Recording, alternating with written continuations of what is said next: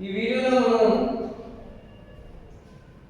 కొన్ని టైప్స్ చూస్తున్నాం కదా మనం. Integration by substitution method, change of variable కూడా అంటారు దీన్ని. అయితే నేను ప్రీవియస్ వీడియోలో మనకి అంత క్లారిటీగా వాయిస్ వినపడలేదు కదా ఆ వీడియోలోది. అయితే టైప్ 5 నుంచి వాయిస్ వినపడలేదండి. టైప్ 5 చూడండి ఒకసారి. ఇంటిగ్రల్ ఆఫ్ ద ఫార్మ్ ఎలా ఉంటుందంటే f dash of x by f of x dx అనే ఫార్ములా ఉంటుంది. అయితే దాని ఫార్ములా చూడండి అమ్మా. ఇక్కడ integral f dash of x by f of x dx is equal to log f of x plus c. Next formula integral f dash of x by root of f of x dx is equal to 2 root of f of x plus c. ఇక్కడ చూడండి formulas రాశాను నేను. ఒకటి tan dx, ఇంకోటి cot dx. Integral tan dx అంటే మనం c గా రాసుకోవాలంటే ఒక ఫార్ములా, cos గా రాసుకోవాలంటే ఒక ఫార్ములా ఉంది. చూడండి ఫస్ట్ నేను c గా రాశాను log secant x plus c. tan dx అంటే log secant x plus c. అలా కాదు నాకు cos గా రాయాలంటే minus log cos x plus c. దాని తర్వాత ఇంటిగ్రల్ నేను ఏం చేస్తానంటే cot x dx ని నేను cosecant లో రాసుకోవచ్చు లేదా sec లో రాసుకోవచ్చు. రెండింటిలో ఫార్ములా ఉంది. cot x dx అంటే log sin x plus c is equal to minus log cosecant x plus c. ఏదైనా రాసుకోవచ్చు in terms of cosecant x, in terms of sin x. ఏదో టర్మ్లో రాసుకోండి. నెక్స్ట్ వన్ ఏంటంటే దానికి ఉన్న ఫార్ములాస్ ఏంటి, ఫార్ములా ఏంటి, ఇది అసలు ఏ టైప్ ఆఫ్ ప్రాబ్లమ్స్ అనేవి మనం చూస్తాం దీనిలో అనేది ఇక్కడ రాసాం. Question number 1 integral 6x plus 14 by 3x square plus 14x minus 5 dx దానిలో దీన్ని నేను డిఫరెన్షియేషన్ చేశాను అనుకోండి. 3x square plus 14x minus 5 differentiation చేస్తే ఇది 3 2x మిగిలింది ప్లస్ 4 x క్యాన్సిల్ అవుతుంది 14 మైనస్ కాన్స్టెంట్ అనేది 0 కదా డిఫరెన్షియేషన్ లో. అప్పుడు 6x ప్లస్ 14 అనేది మిగిలింది. అప్పుడు మనం ఎలా రాసుకోవచ్చమ్మా, ఇది f of x, ఇది f dash of x. దీన్ని డిఫరెన్షియేషన్ చేస్తే ఇది వచ్చింది 6x plus 14. అప్పుడు ఎలా రాసుకోవచ్చు, log f of x అంటే ఇది ఈ టర్మ్ ఉంటుంది కింద term f of x plus c అని రాయొచ్చు. log f of x ఏంటంటే ఇక్కడ మనకి 3x square plus 14x minus 5 అది రాస్తాము ప్లస్ c. అది మెయిన్. దాని తర్వాత ఇంకోటి question number 2 integral 2x minus 1 by x square minus x plus 1 dx. అదొకటి. దాని తర్వాత question number 3 integral tan x by log cos x dx. దాని తర్వాత question number 4 integral e to the power of 2x minus e to the power of minus 2x by e to the power of 2x plus e to the power of minus 2x dx. దాని తర్వాత question number 5 integral 1 by x log x dx కి మనం solution చేస్తాం. అదే main.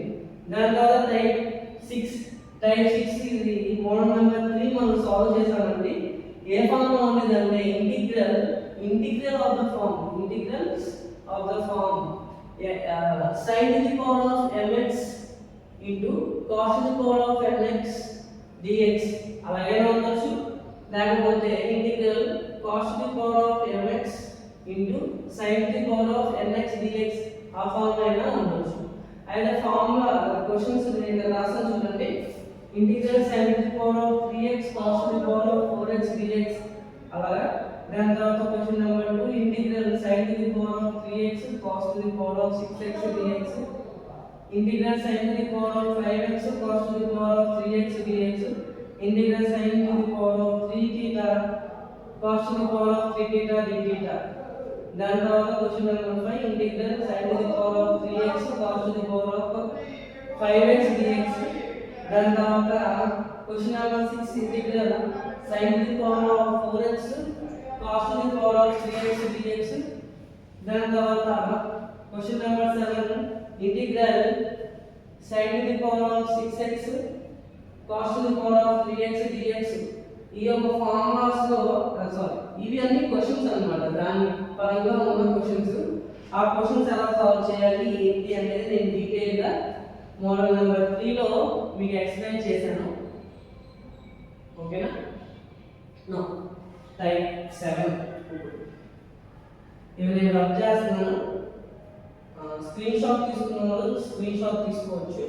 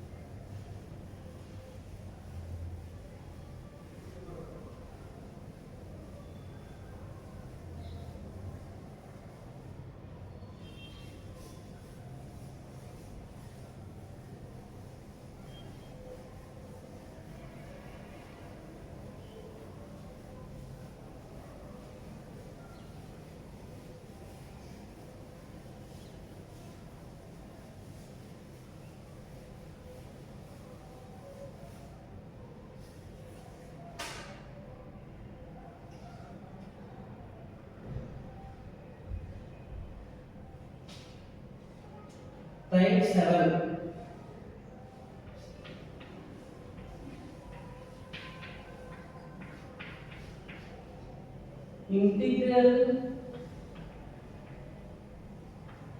integrals of some particular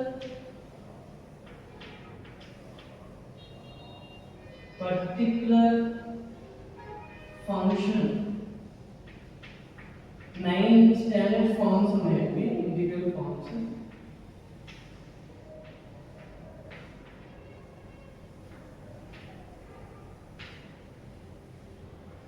integrals